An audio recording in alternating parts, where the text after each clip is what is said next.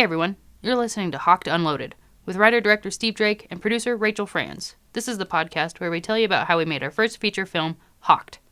Each week, we'll bring on a new guest and they'll share their experience of what it was like making this film. You'll notice in this episode that there may be some dog barking or callers and random noises throughout, and that's because this episode had to be recorded at my house instead of in our office/studio, and the quality's not the best for a number of reasons. Mainly, Max lives in Washington, and even if he didn't, we wouldn't be able to go see him anyway because of the quarantine.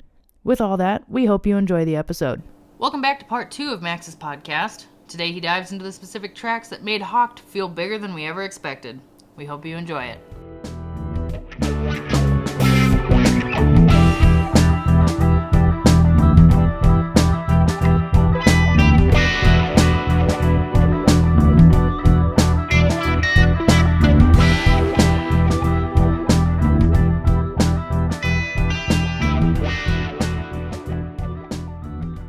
Welcome back, Max.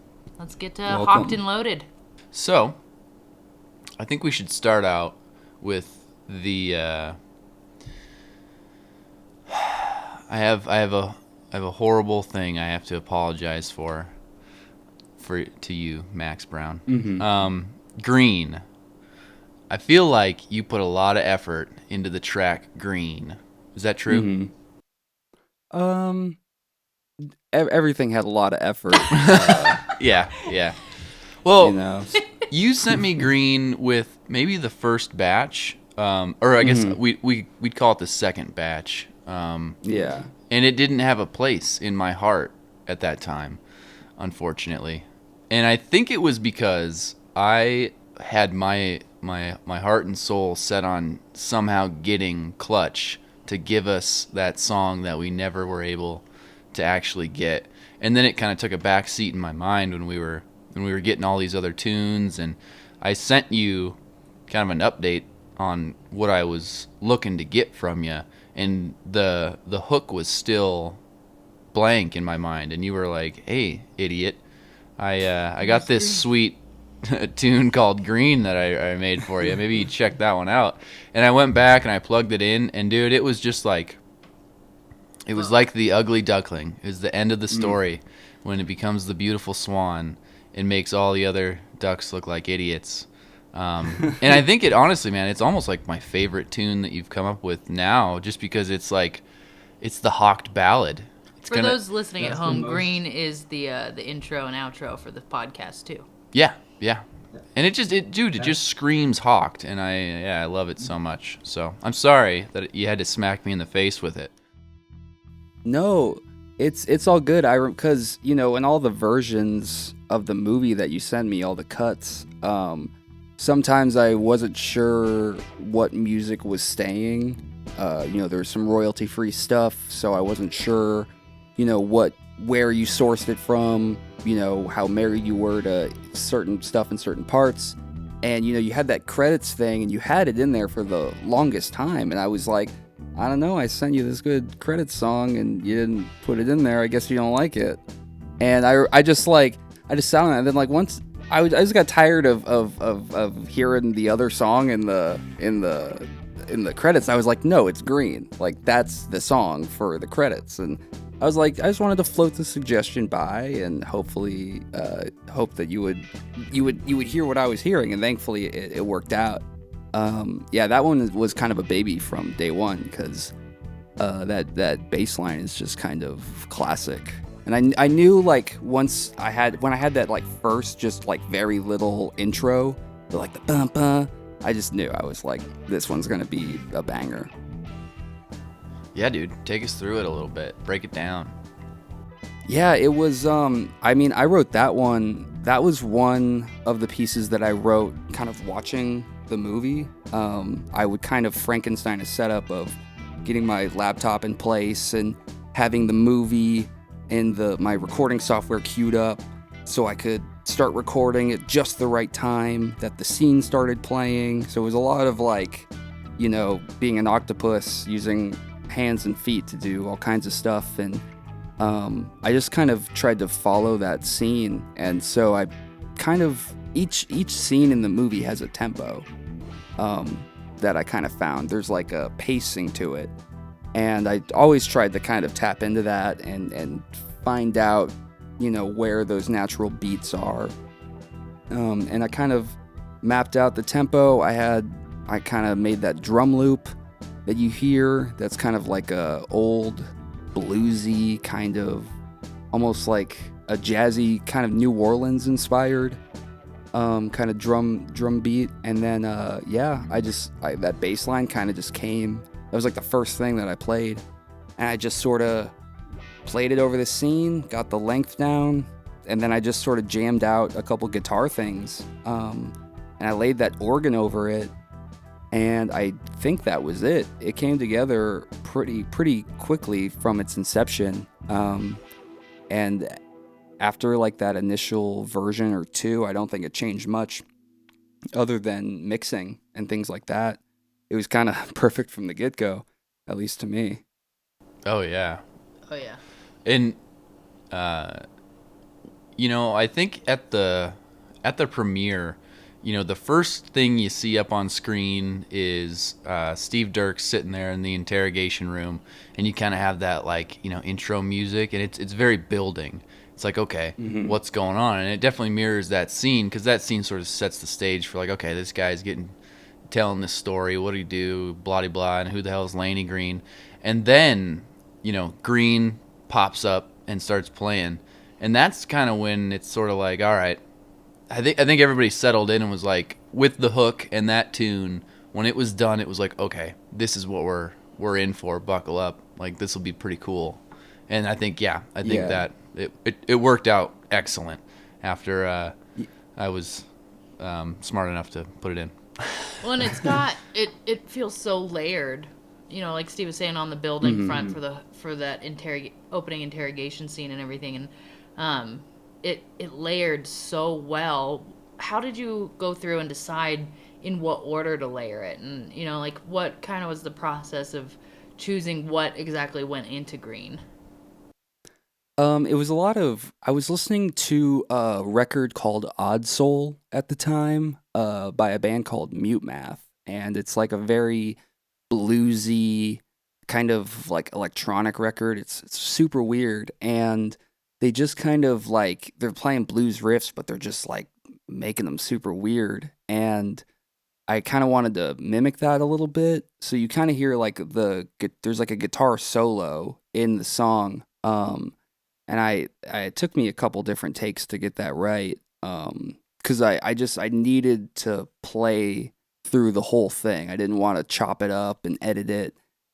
I needed to vibe with the movie.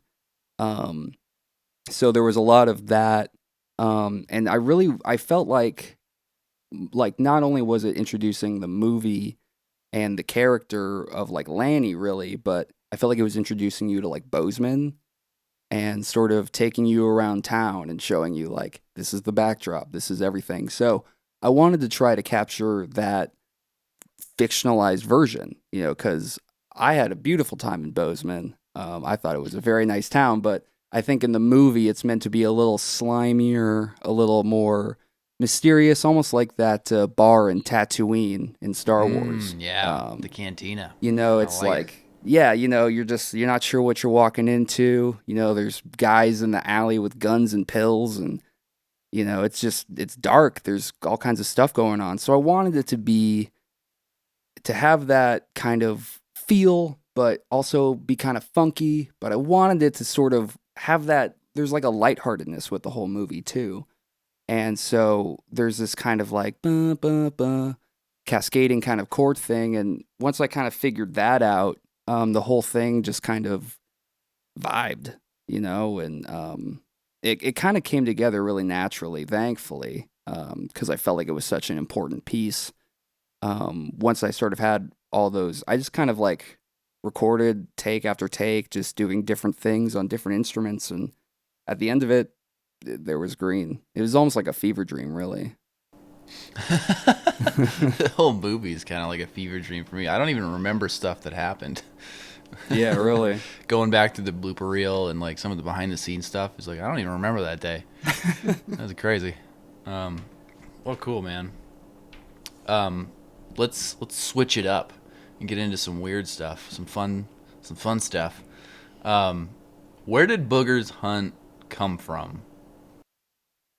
That one was all, you know, that one came pretty late in the game because I remember I always skipped over that scene. I kind of had like a list of scenes that I needed to work through and scenes that were done, and I always skipped that one because I was like, I don't know what I'm gonna do. I don't know what's gonna happen because I think you may have even had one of the tracks just sort of playing softly in the background, and I remember just being like, oh, that's fine, it'll just be there. But I was like watching through the movie and through one of the newer cuts, and I was like, yeah, there needs to be something to accentuate this. I was like, I wanted to, I don't know, I just heard it in my head, and I was like, you know what? Let me just fire this off real quick, and loaded up a harp, a flute, a couple cellos, and just kind of went to work. And the first half was really easy. Just kind of pulling from my classical music background, and just kind of whipped that up pretty quickly. The hardest part was just getting that transition from the fun Pixar stuff to that darker tribal stuff. That took a minute to really figure out, but yeah, once I got the timing of it right, yeah, I just kind of was like, here's Booger. He's gonna be wandering through this forest. I wanted to create like this atmosphere and bring you in there. And then all of a sudden, Booger's rocking out, trying to fight this bobcat for his life. I was imagining like some kind of survivor situation, or like he's trapped on an island with a bobcat. And I just wanted there's to our get, like, sequel. kind of like a tribal ceremony. Yeah, that's the next one. Booger and the Bobcat trapped on an island. Get a reality TV show going. No, that's good. I like how you bring it in. You bring it in real soft and real slow, just kind of like his tail, right? He's like, oh, what is that? Oh, something in the bushes, and it's just like you can just feel it turning with the score there, and it's really cool. And then it does, dude, when because it's such an absurd scene. Like, oh yeah, there's a couple moments in the movie where you're like, what the fuck is going on here? Yeah. At least I do, but I like that, so it doesn't matter. But that, and it, you really embrace that feeling. And then when when it really breaks down there, it really smacks you in the face, and it's a lot of fun. So yeah, you did a really, really excellent job of reflecting kind of Booger's like emotion and feelings in the music. And I think that because Steve and I are on set constantly, and we're there the day that Josh is telling this story, and we're there filming it. And I mean, Steve made Josh do it probably 13 times. He did he only made it all the way through twice. Yeah, because we kept laughing, and it all felt so ridiculous. And even when he gets serious, he's like, there's something in the bushes, and he's trying to like build an anxiety feeling there. And on set, like, we think it's all a joke. Like, for us, it was just like, oh, this is fucking ridiculous. But the music really reflected the anxiousness that he was trying to build in that kind of monologue little sequence there. And so your transition really helped build that anxiousness. And I think I think that's why so many people we've talked to have been like, no, yeah, Booger 100%. Like, it helped them feel anxious like he did in that pretend situation. Well, Booger was like always larger than life for me. In the movie, he's just one of those guys where you're like, I know that guy, but in the movie, he's turned up to 10. And I always, anytime he was on screen, the music, he always sort of took every scene he was in to like this weird, fantastical sort of place. He talks about the dragons with the goons, and even when he's getting tortured and everything, there's just something about his face that looking at it just inspires me to make weird stuff. It's kind of crazy to think about the fact that like Steve wrote Josh's lines. Steve wrote this story, right? it's Steve's writing, but Josh delivered it in such a way that, like you said, every scene that he was in, he kind of stole the limelight, and he wasn't supposed to. Originally, it wasn't thought that he would be like this fan favorite and everybody would be rallying behind him, but Josh did such a good job Yeah. that all of a sudden it's just like, okay, well, fuck Steve Dirks. Booger. Yeah, people were cheering for him at the premiere. Yeah. It was crazy. I'm on fuck Steve Dirks' team too, so it's all good. Hey, I love Steve Dirks just as equally as Booger. Wow. No, Steve You're the sucks. only person that said that. Yes, Steve sucks. It's okay. He's a good guy, but man, he's a weenie. Yeah. Man, he's a He weenie. holds a grenade like a pussy, but what are you gonna do? Shots fired. Yeah, fuck that guy. So anyway, moving on. So kind of in the same vein of, just that light and funny stuff, you sent me, I think, 4 different tracks for the 90s commercial. Yeah. Where did that start? I can't remember if I even gave you any. At that point, I doubt I gave you much direction. I was just like, dude, whip me up something dirty. Yeah, I remember you sent me the email, I think, the Friday before the trailer dropped. Or no, it was you guys were posting the commercial, and I think it was like a few days before. And you were like, yeah, I don't have anything that really works. Do you think you can whip something up? And I was like, yeah, oh, here I got. You're like, the email gee, right thanks here. for the super advanced notice. Yeah, I was like, cool. Yeah, I sent you this email on Monday, and I said, here's a retro sampled vinyl drum loop. Here's a late 80s, 90s metal kind of thing. Here's a Seinfeldian type bass jam, and a synthy throwback. So that kind of was all over the place. And then you said, you're making this hard to choose. I dig them all. I might try to fit number 1 in the movie. So yeah, you were into them. Yeah, that was just like a quick rapid fire session. I knew I wanted to get it done really quickly. And it's, the first one I did was that, it's like a weird 90s kind of hip hop thing. Real wonky beat. I had all these like vinyl scratch samples I threw in there. Yeah, so because I wasn't sure how like quiet the music was gonna be or how prevalent, so I was like, all right, I'll just like sneak something in. And there was like a hair metal one that I just if I knew where to find cocaine, I would have done a lot of cocaine before I did that track. I loved that like synthy bum bum bum bum bum. But you were like barely alive in the 90s, right? Aren't you born in 96 or something like that? And yeah. So what kind of stuff did you go through and listen to kind of bring that vibe back and I don't know, I guess remind you of what that was? Well, I love all that kind of music. I mean, from like any era, but I do listen to a lot of like 80s new wave and 80s and 90s hip hop. And yeah, I think the one that ends up in the movie, that one was really inspired by like Tears for Fears and Aha and Depeche Mode. Just like really, like I had that really fat synth in the beginning, and I had that stupid chord progression, and I was like, this is so dumb. I think this is gonna be it. And I just the drums were dumb. I made the bass line super dumb. I threw a dumb guitar on it, and I was cracking up the whole time I recorded it, because I was like, this is so funny. I thought that was like the funniest song I've ever made. So this is why this is brilliant. So we did the exact same thing for the video itself. It's like, man, we know how to make a decent commercial. We know how to record decent audio on a commercial. We know how to do all these things to make a decent commercial.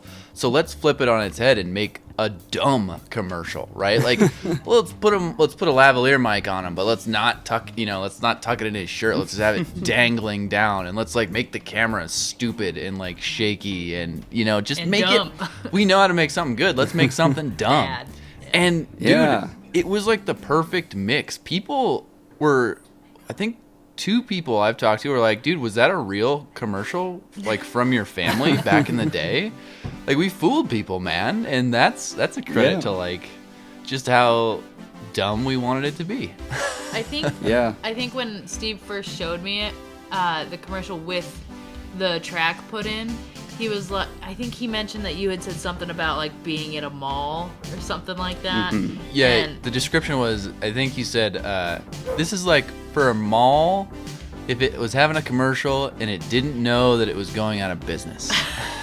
it was such a perfect description because it's like exactly what basically was happening to this fictional pawn shop at the time. But when he showed it to me, I laughed so hard, and that's when I was like, dude, I gotta make some graphics. Like, I gotta make some graphics for you to put Oh, in there. man.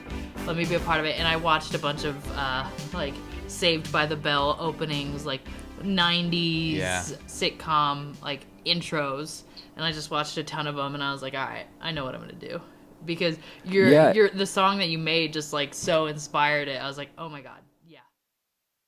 Yeah, I wanted to capture it in that era, and the thing that really incepted that piece in particular, I don't know if you guys are familiar, but there's a commercial for Montgomery's flea market that has a slapping song underneath it. I don't know if we're allowed to put a clip of that in the pod, but if we can, you should.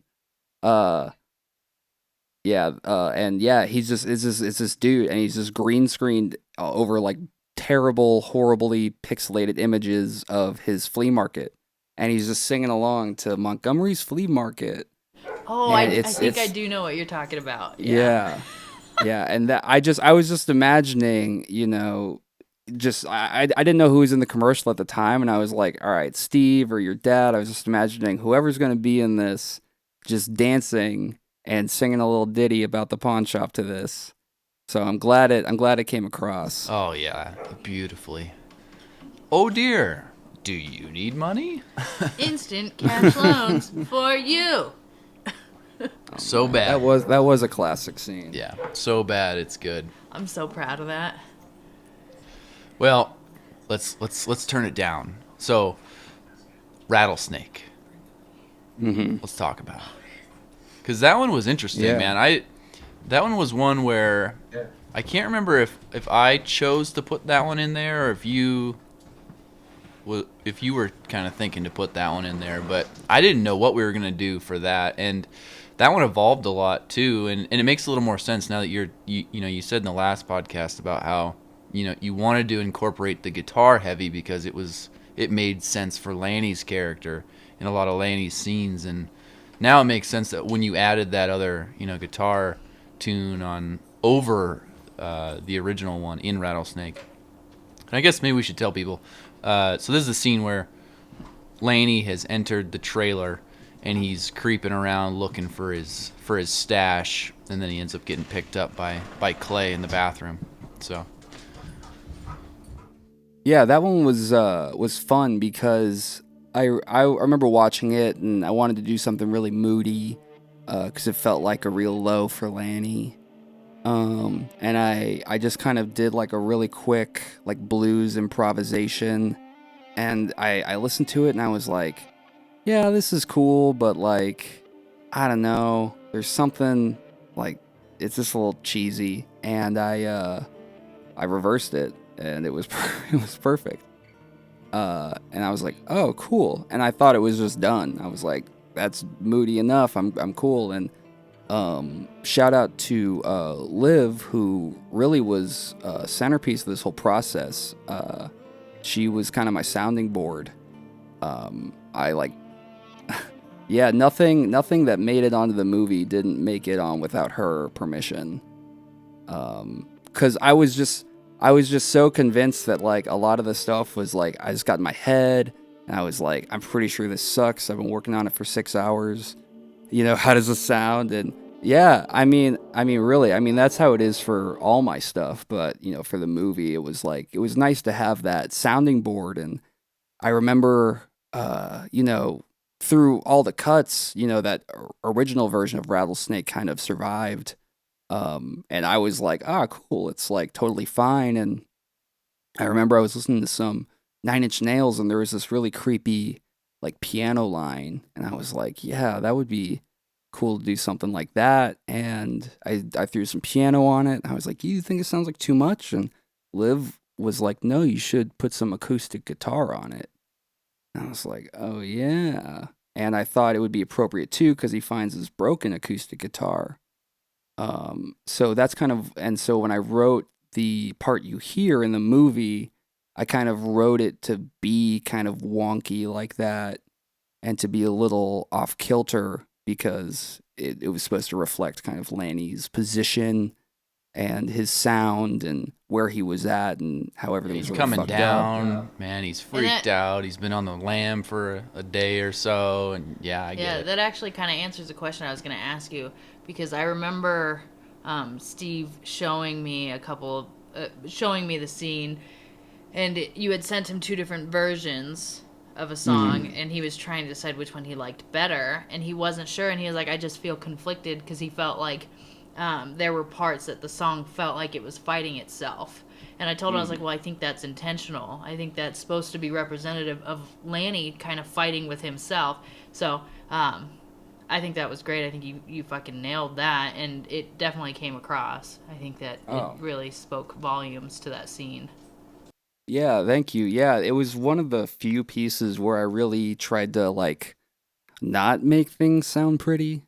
A lot of the stuff in the rest of the movie is like, tuned really well, and I, work on the frequencies and make sure everything is good. But I kind of made that one muddy on purpose, because I wanted it to, it seemed like Lanny just felt so foggy and so discombobulated that I, wanted to kind of imagine what that would feel like, coming into your house and seeing it all trashed up while you're also sort of, like just hungry for drugs. Dude, he's digging through a toilet, man. Yeah, he's in a place. Hungry for drugs. That's gonna be the title of this one. Hungry for drugs. Yeah, I like that one a lot, and I like how it ends too. It all builds up to the point where Clay pops out of there, and I don't know. We have so much catching up to do. Yeah. Yeah, I love that little whoosh at the end. I think that's just like a random sound I made on my bass, and I just sort of pitched it down and reversed it. But I remember when I put that at the end, it kind of does like a sucking thing. I was like, yeah, that's it. That's how we're gonna leave him. Does he get stabbed? Does he get away? Keep watching. Yeah, yeah. It's kind of like a cliffhanger on like a Days of Our Lives. That's cool. What do you have a tune that like you're particularly proud of, or I mean, like, what's your favorite tune on Hocked?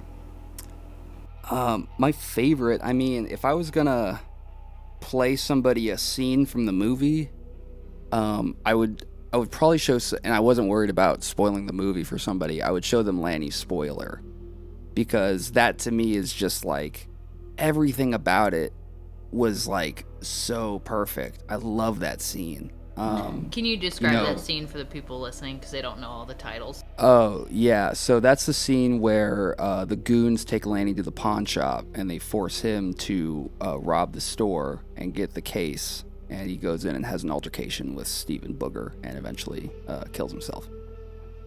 And just saying that one. Yeah, it just, from the beginning, it, like, I loved the way it was shot. The cinematography on that was just, like, insane. And, like, everybody's performance, it was just, like, it was one of those moments in the movie where everything was, like, on a 10, And I just knew, like, I had to get this one right.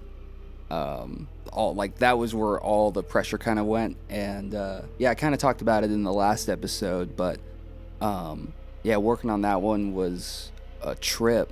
and just really trying to, like, it was almost like I wanted to pay tribute to everybody in that scene. You know, everybody's acting was so fantastic. I was like, I don't want to fuck it up with a shitty song. Um, you know, yeah, eventually, you know, the whole structure kind of came to be, and you know, everything kind of came together. And once I threw those drums at the end, I wanted to kind of pay homage to like old school UK electronic music, because the movie kind of reminded me of like Hot Fuzz and a couple other things. So I was like, you know, let me throw a little bit of that British shit in there. And I don't know, something about it, just it all was so, you know, the music was so weird, and it's just so, like, you know, I don't know how much you listen to that one, but I was listening to it this morning, and it's just such a mess. It's so all over the place. It's just weird noise for like 2 minutes, but in the movie it works. And I was just really glad that you were receptive to it, because I had a good feeling about it, and I was excited, and I was like, man, if Steve says no to this one, I don't know what I got out up my sleeve. Yeah, if Steve says no, then fuck that guy. He's wrong. That's an intense scene, man. I remember during the premiere, you know, that's a scene that really kind of puts a damper on the whole damn movie. And you know, in the beginning we were talking about earlier how, you know, people were hooting and hollering and like having a good time. It was a real kind of I hate to keep saying experience because it sounds so stupid, but like it was an incredible thing to be there at that premiere. Yeah. And then like the wind gets sucked out by the end of that scene, and there was nobody like talking. They were like, holy fuck, they killed Laney Green. Yeah. You know, that was like the only time during the premiere that you couldn't hear somebody even breathe, like, because it was such an energy filled night, and like you see your name up on the screen and people hoot and holler. You have a really great scene. People hoot and holler. Boogers talking about fighting a bobcat. People are laughing, and then yeah, it's fun. You know, the pacing happens, and then all of a sudden it's like, fuck. And you hear his breath go. Yeah, I during the editing kind of portion of this whole thing, at the end of that track, there's just like the tiniest, like shortest little reverb trail, and it's this really like glittery, almost like happy shimmery sound, and it kind of like you hear bang, and it's like bang. And I remember, I don't know what it was about it, but I always loved that, like, that was the sound that followed the gunshot, you know, because I never cut that reverb off. And because I always liked it. And I was always hoping, I never said anything, but I was just always hoping that Steve wouldn't make it just silence after the gunshot. And I'm glad that there's the little reverb trail that carries it over. Yeah. Well, you know, for all the fucked up shit that Laney had to go through, dude, he was backed in a corner. Like, there really is he's in a bad there's spot. no out for this guy. And I remember writing it, and it was funny in Patrick's podcast. He talks about when he's writing and like a character dies that he loves so much, and he's like, it's not my fault. This had to happen. And he's like writing how he's killing the character. Yeah, that's how like, it wasn't supposed to be like this. Yeah, it wasn't supposed to be like this. That's how it was writing for that scene. It was like, man, I remember. Was I talking to you, Rachel? And I was like, dude, I think Laney needs to die. Like, right here. He needs to die, man. It was me, you, and Jalen. We were sitting in the office trying to figure it out. And that's when, all of a sudden Steve was like, I think he's dead. He goes, he's not going to make it. Laney's going to die. He's not going to be a part of it. I'm always apprehensive to Steve's ideas. So I immediately was like, I don't know. Can we find a way to make him live? And no, he's toast. Yeah, Jalen was like, no, Steve's right. Like, that's his arc. Like, he can't. That's it for him. He doesn't. Yeah. He's not somebody that has the foresight to keep going and see what it could turn out to be, and he doesn't have all these different plans of how to get out of it.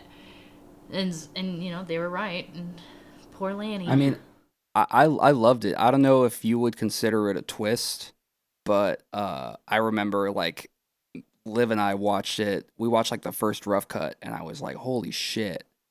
It was like I did not see it coming.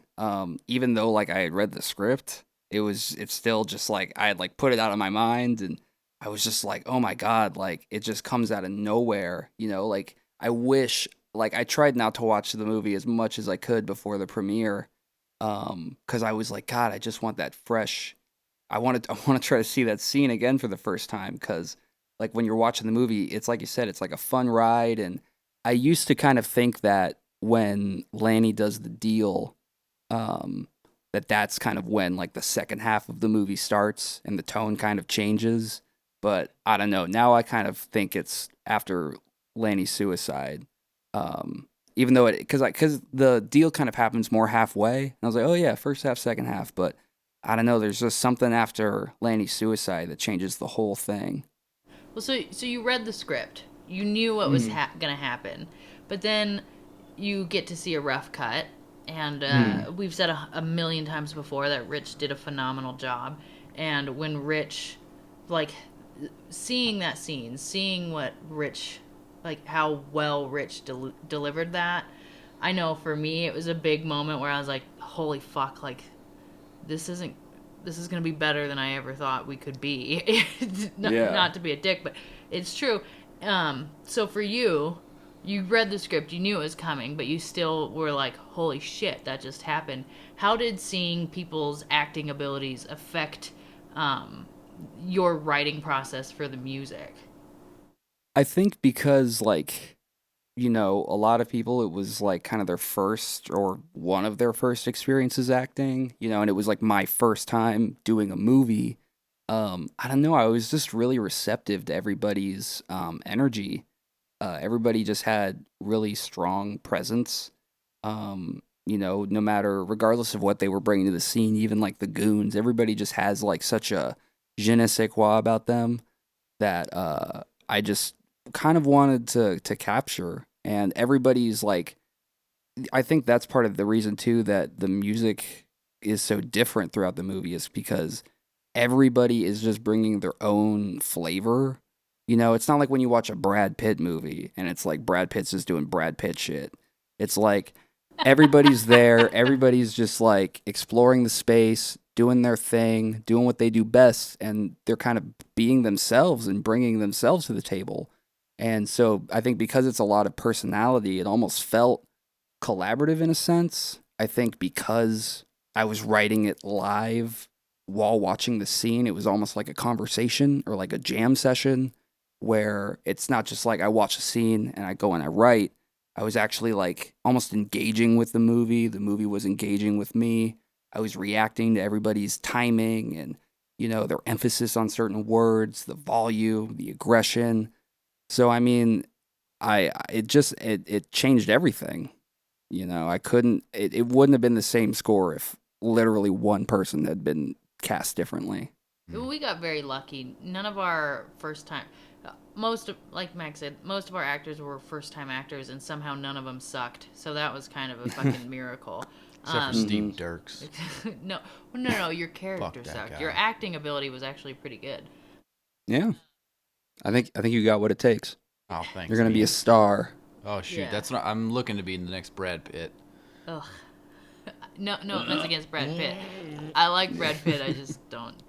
Anyway, what about your titles? The titles of your tracks, right? So I was wondering about Oh. Charmander. Steve just likes Charmander, like the Uh, Pokemon.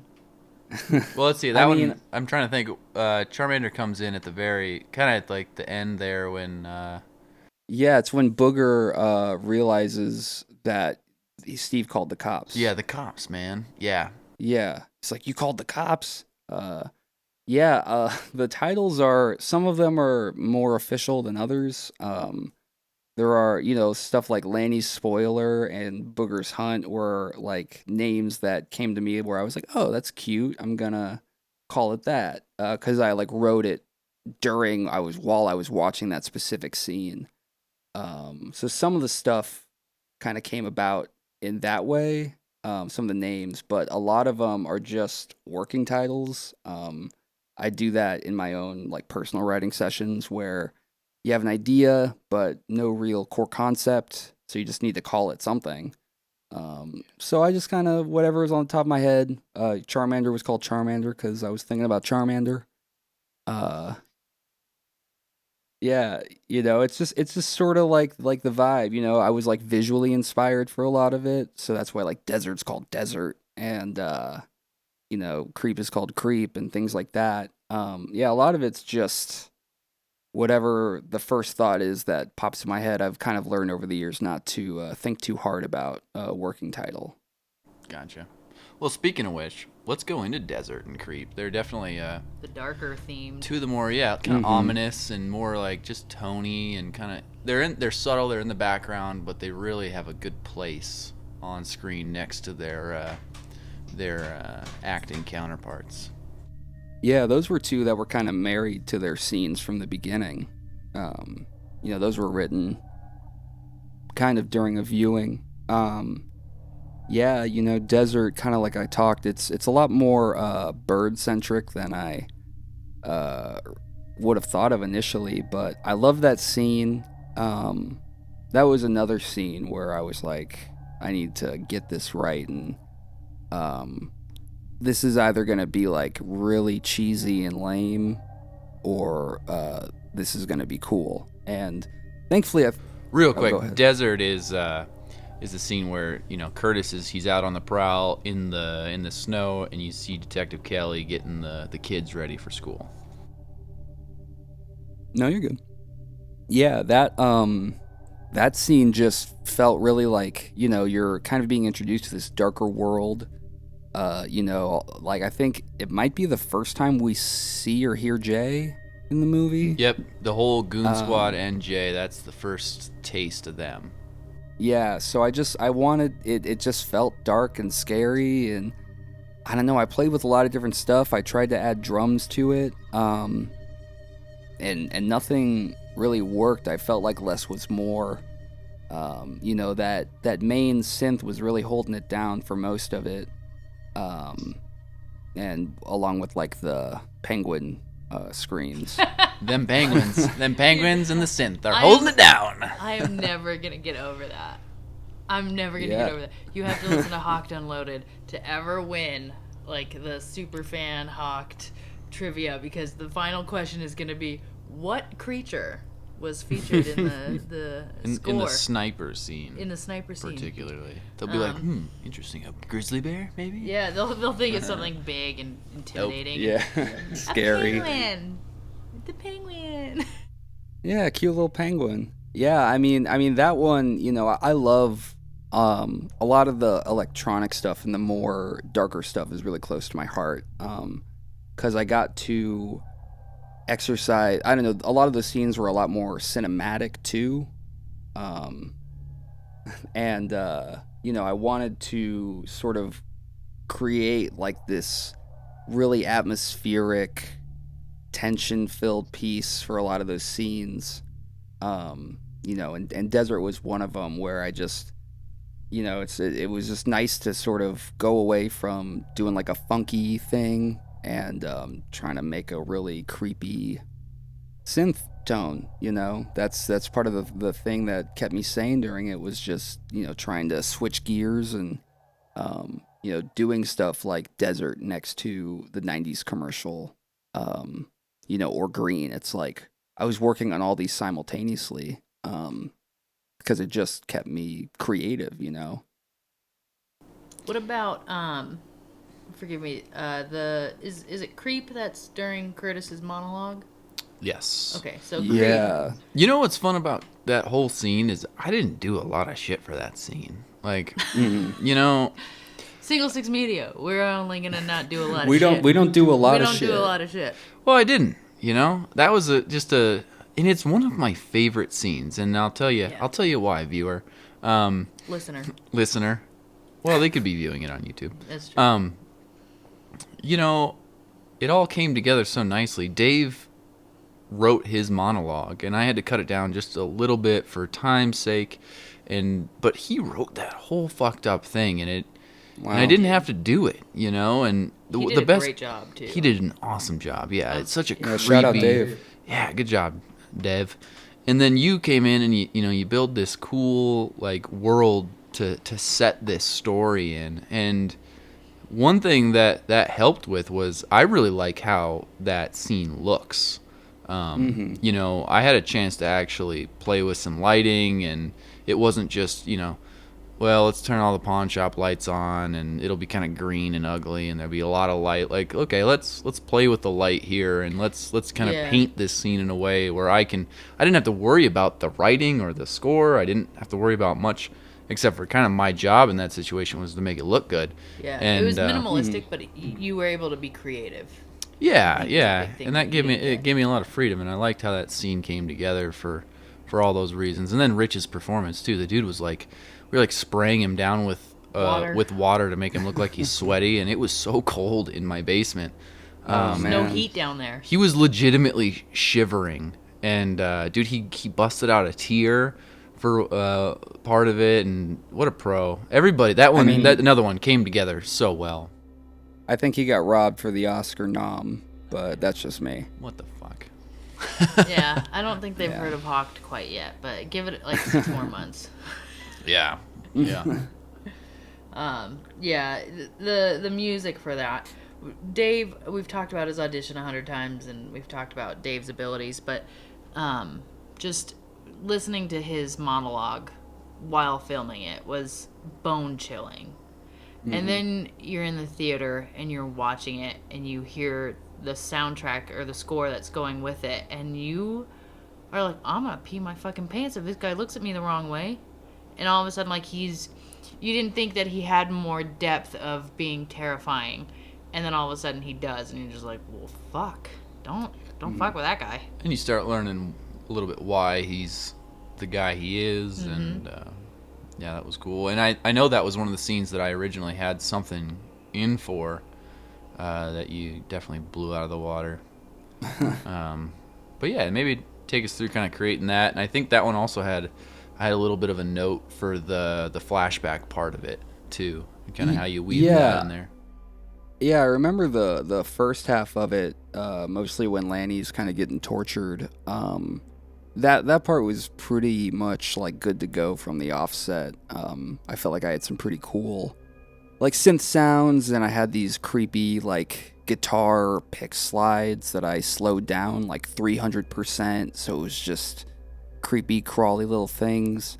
Yeah, there was a lot of weird creepy stuff that went into that. You know, I took like this car alarm and I ran it through like a delay pedal, and that's kind of like the thing you hear in the background. You can kind of hear it going like ew, ew, ew, ew, at certain points. Wow, dude, I'd kiss you on the mouth if you were here, Max. You did a good job, man.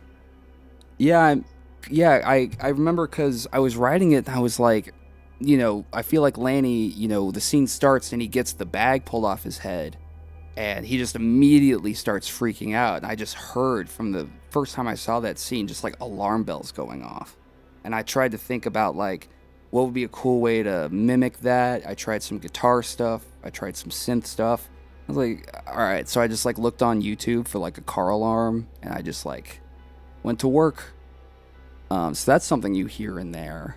And yeah, like Curtis's monologue is so chilling, like you said, Rachel. And yeah, in the second half, when he goes in that flashback, I just, you know, it's so like ominous and creepy, and I was trying to capture that, but I also feel like, you know, Curtis is somebody who just sort of lost himself a long time ago, and he doesn't know. And when I think like when you look back on that memory, even he doesn't clearly remember it.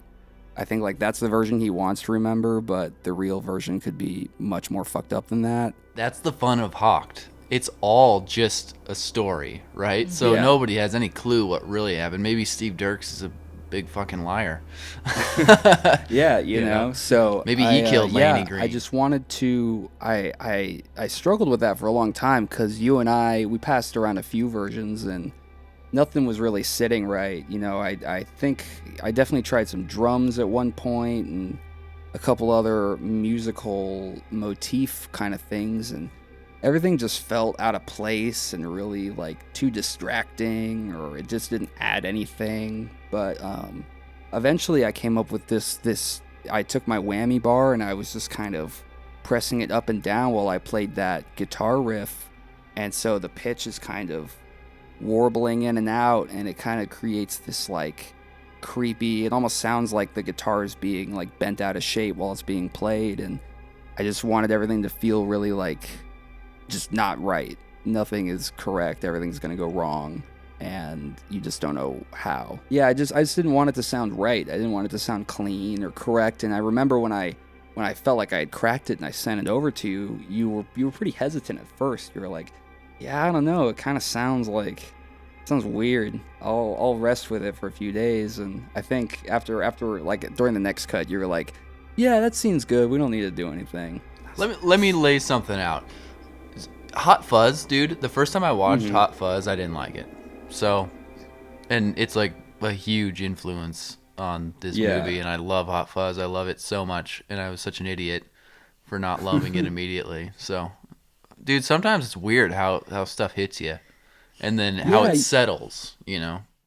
Yeah, it just takes time, and I knew like I like trusted your taste and your vision. So that's why like I never held it against you or was disappointed if something got cut or something didn't like make it through or something needed to be changed, because I was like, if anybody's gonna know, it's you.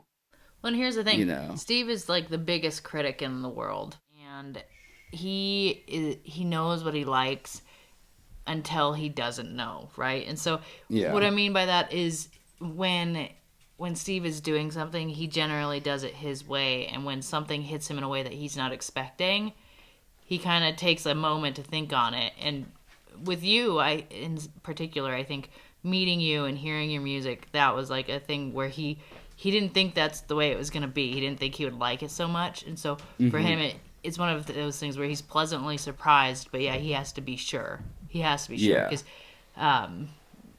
he's a perfectionist. He is as much as like he can be a laid back person, but just he knows what is good, and he won't falter. He won't waver on something if he doesn't think it's exactly the way it needs to be. So the fact that you have scored the entire movie is a pretty big deal, and it just shows that you're a very patient person.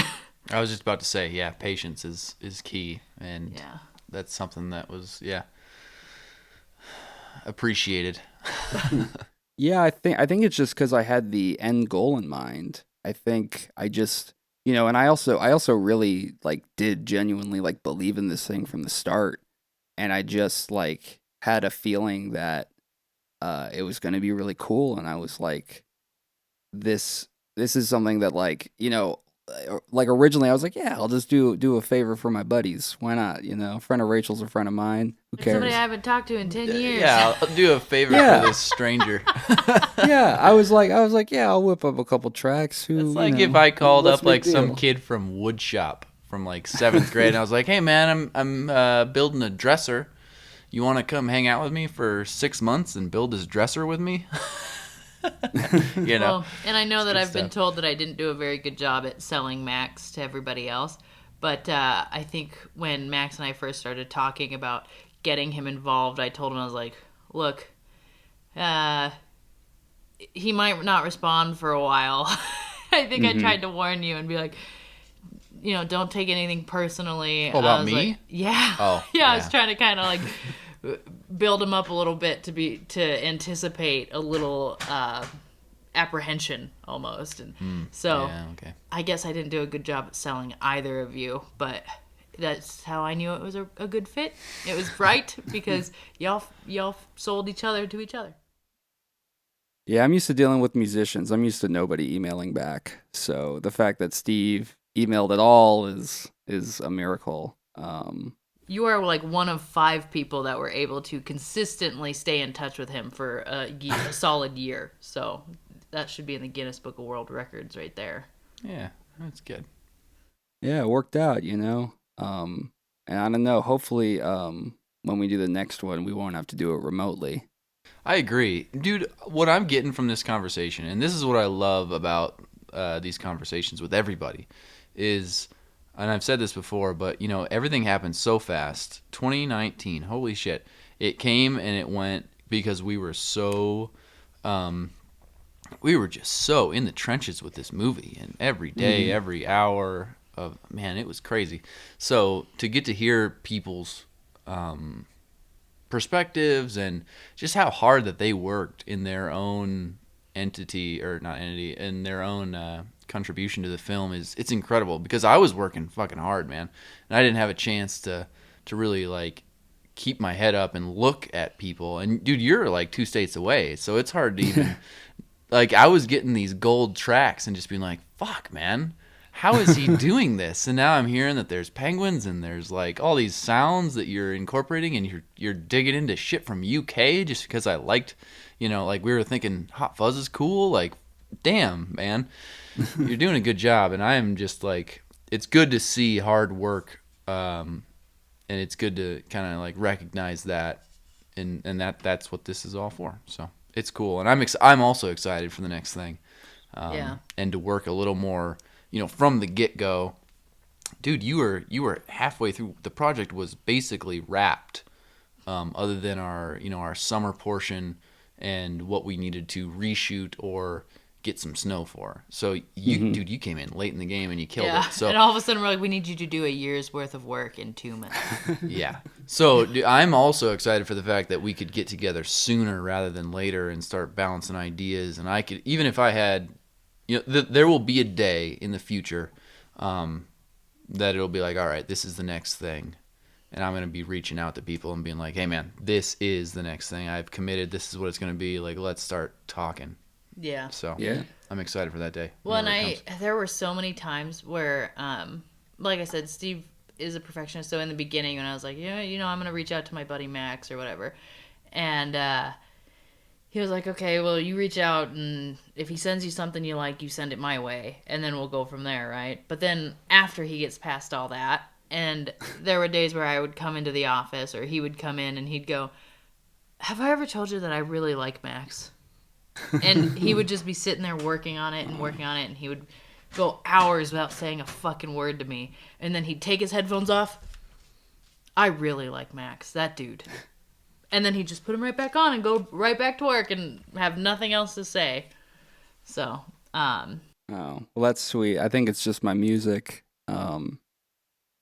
But yeah, no, I mean, honestly, it was like a dream come true. I've always wanted to score a movie, and this was, it was kind of like, you scratch my back, I'll scratch yours. I was thinking about, doing film for a minute as like a bit of a career shift, and it's hard to get into. Nobody's just like, yeah, I'll let you, you've never done it before, I'll let you score.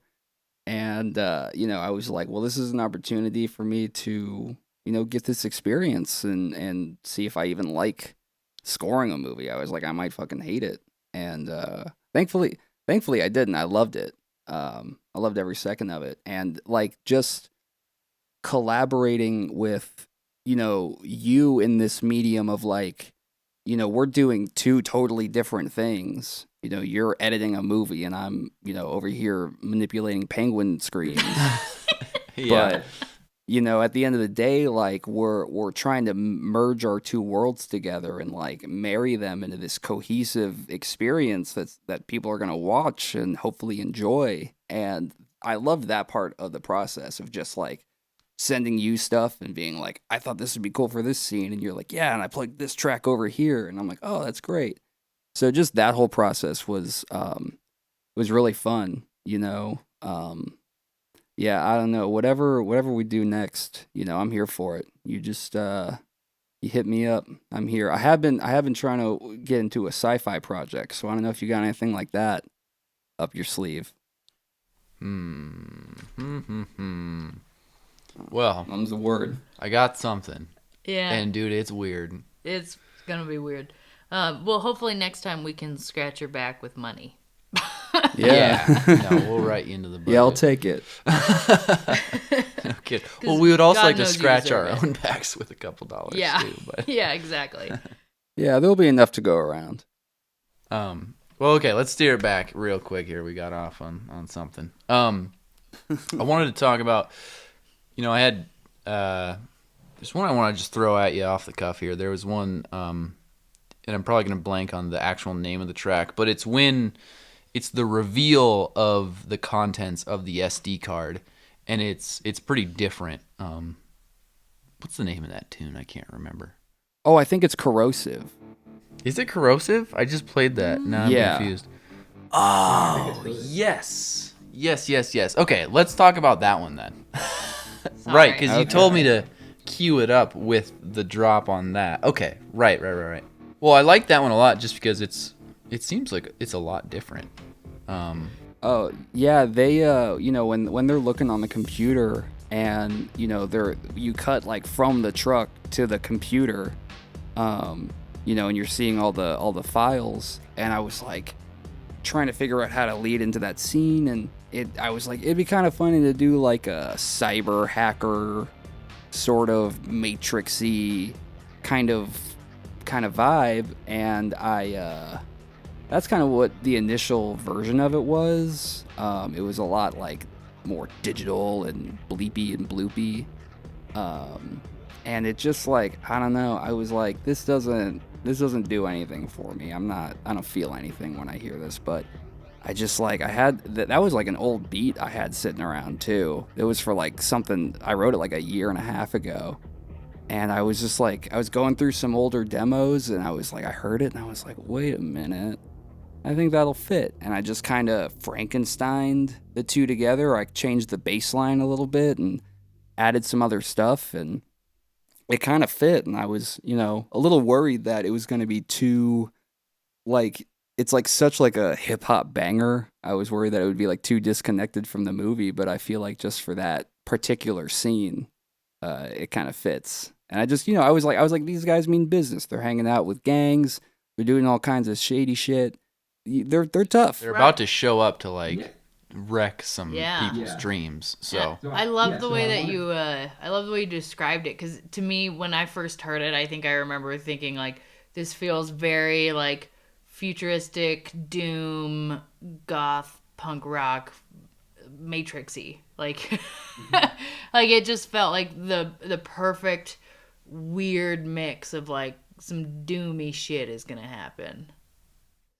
Yeah, I just wanted it to feel like these guys are badass. Like, cause all our main characters, all our like heroes, are just like normal dudes. Like you don't see them tussle. One of them claims he can fight a bobcat, but you've got these other goons, and you don't know what they're capable of. You don't know what they can do. So I just wanted to make it feel like, man, these guys, these are some tough customers.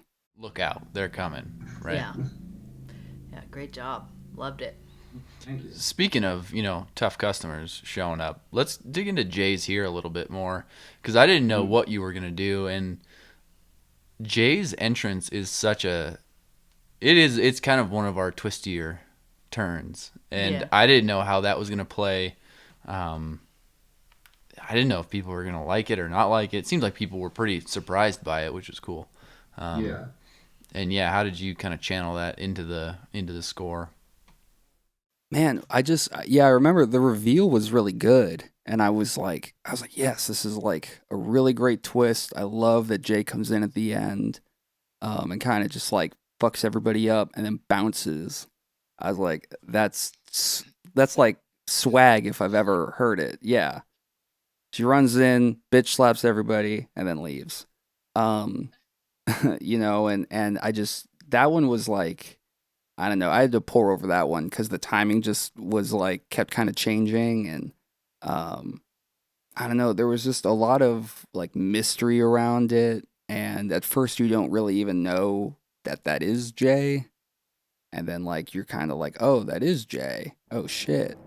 You kind of learn it with not Detective Kelly, but the other detective, his name escapes me. Connor, yeah.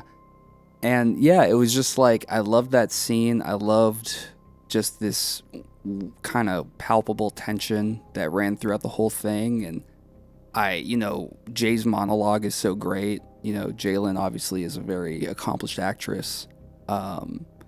So she brought it, and I wanted everything to really enhance everything she was saying. So kind of going back to that conversational idea, that was a piece that everything was sort of played and improved live, and I was kind of doing everything reacting to what she was saying and what was happening in the scene.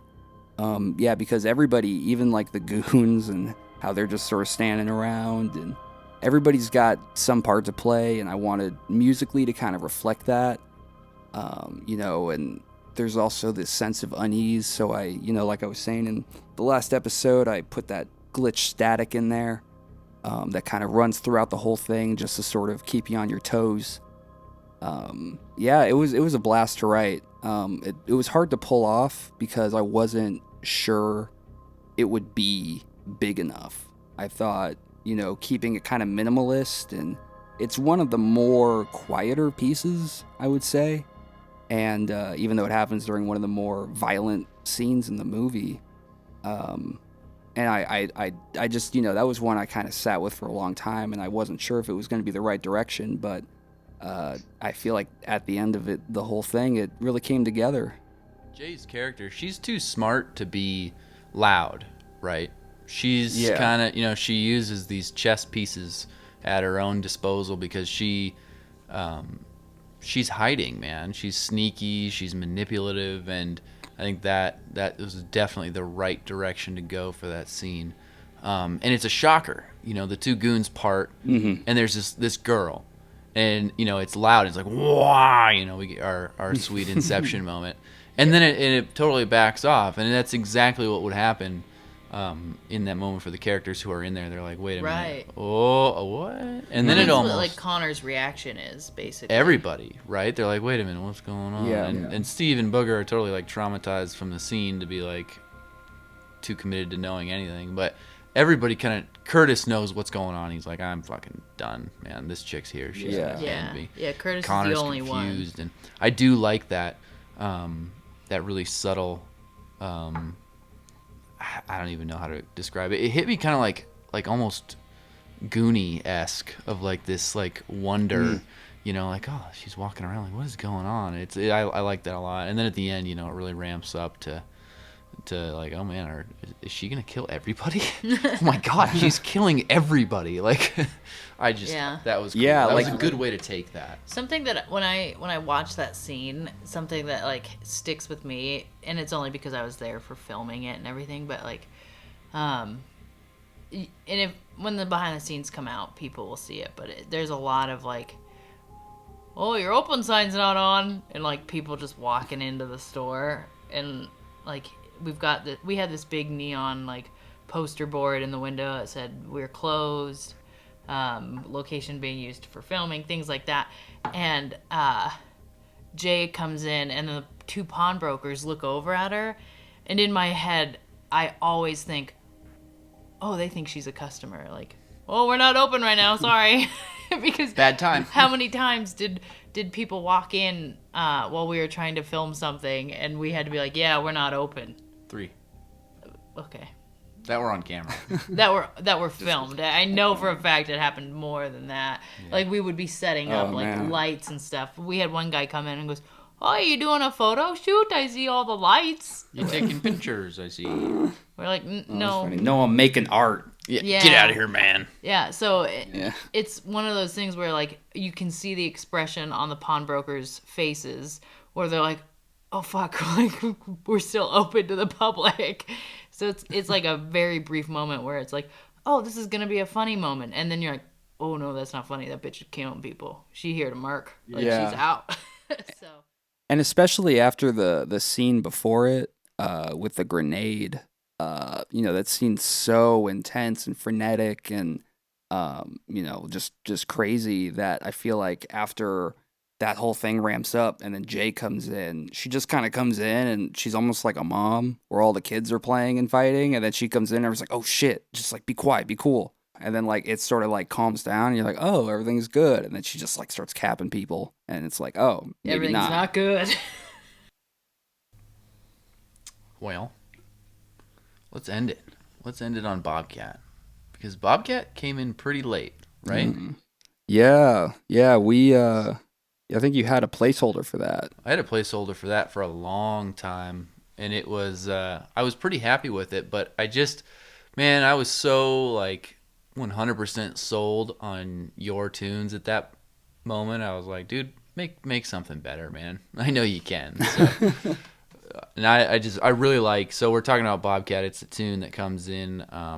It's the kind of like the wrap up scenes for the characters. We see them 3 to 6 months down the main timeline of the movie. Yeah, And TFB's pregnant. Beer Can's got a beamer. we check in on everybody and we kind of wrap the storylines up there. So take it away, man. Yeah, Bobcat was real fun. That one was almost kind of celebratory in a way because it was so late in the game and most of the other stuff had been done.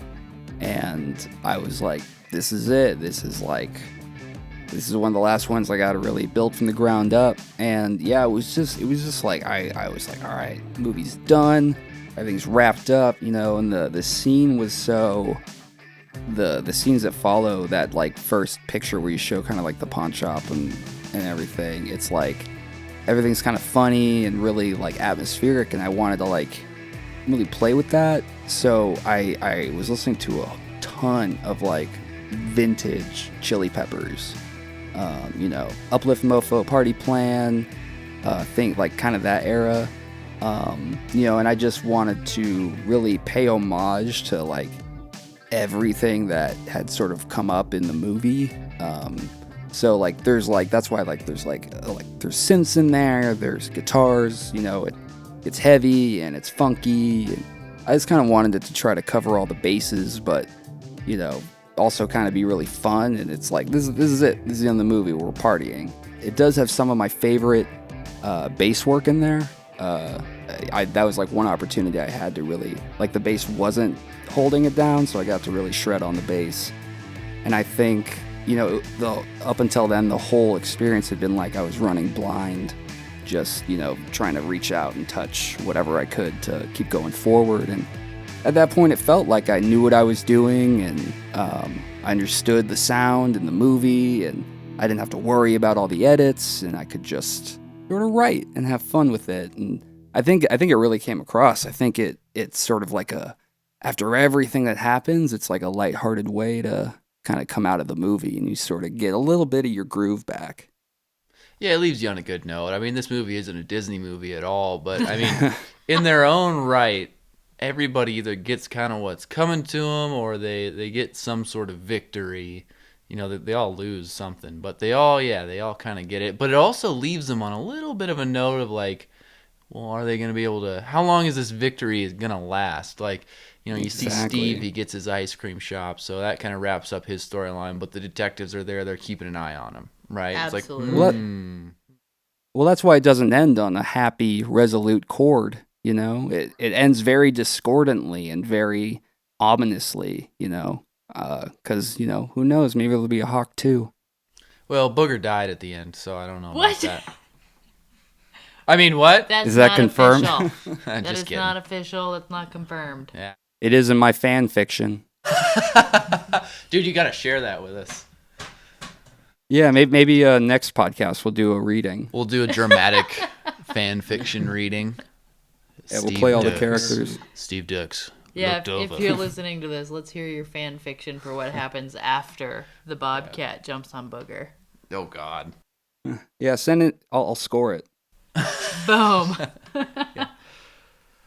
Well, man, that's all we got. Unless you got any other cool tales that we need to break down here. No, I mean, we covered all the important stuff.